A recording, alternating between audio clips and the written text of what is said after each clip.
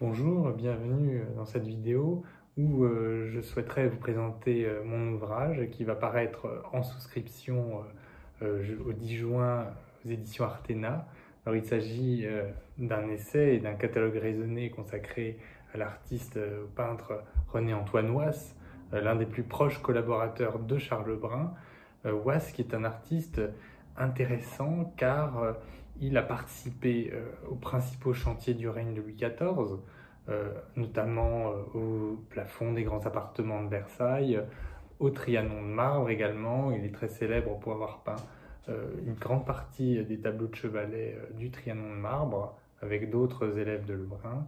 C'est également un artiste qui était très impliqué au Gobelin, qui a exécuté des cartons de tapisserie pour des tentures importantes, comme la tenture des mois, la tenture de l'histoire d'Alexandre notamment. Et c'est un artiste qui a fait également une brillante carrière académique et qui a gravi les différents échelons de l'institution jusqu'au rang de directeur de l'Académie de France à Rome, poste qu'il occupe de 1699 à 1704. René-Antoine Wass était un artiste intéressant à étudier également parce qu'il a construit sa carrière presque exclusivement au service du roi. Au service du roi, en effet, parce qu'il a très peu travaillé pour des particuliers. C'est un artiste qui a savamment placé sa fortune, qui n'a pas eu besoin de produire abondamment et qui avait des revenus amplement suffisants pour restreindre, disons, sa production à celle du roi. C'est également un artiste qui touchait une pension comme garde des tableaux du roi. Il était garde des tableaux, responsable des tableaux de la collection royale conservés au Louvre.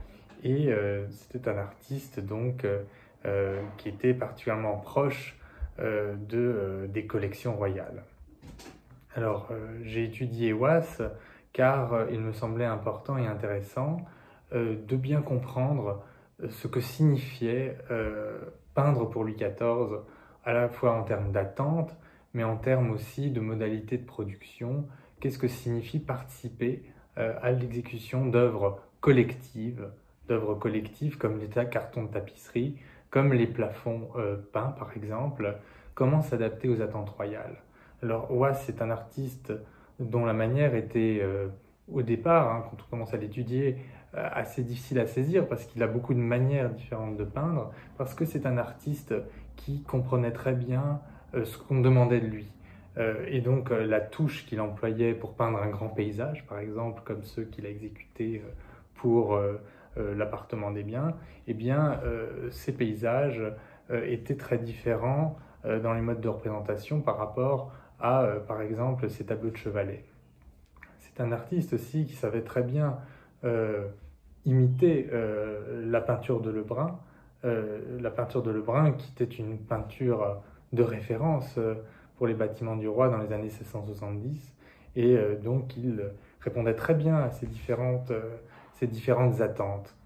Et donc j'ai souhaité, à travers l'étude d'un des plus proches collaborateurs de Lebrun, René-Antoine Wass, mieux comprendre l'atelier de Lebrun au sens large, c'est-à-dire comment Lebrun travaillait, comment Lebrun conduisait des équipes importantes, comment se passaient les relations entre les artistes. Il est intéressant de souligner par exemple que René-Antoine Wass est le seul artiste qui a utilisé directement des dessins de Lebrun pour les plafonds qu'il a exécutés pour le grand appartement du roi. Donc Wass, c'est un artiste qui permet de vraiment mieux comprendre Lebrun. Et donc c'était aussi une manière pour moi d'apporter ma pierre à l'édifice Lebrun, si je puis dire, et ainsi de mieux comprendre l'un des principaux artistes du règne de Louis XIV. Alors l'image que j'ai choisie pour la couverture, c'est un tableau qui n'est pas le plus connu. Le plus connu, c'est Iris et Morphée, qu'il a peint pour le Trianon. Mais c'est un tableau qui est parfaitement représentatif, à mon avis, de l'ambition et des talents de Wass. Wass est un artiste qui est très intéressé par les sujets rares, les sujets avec une portée littéraire.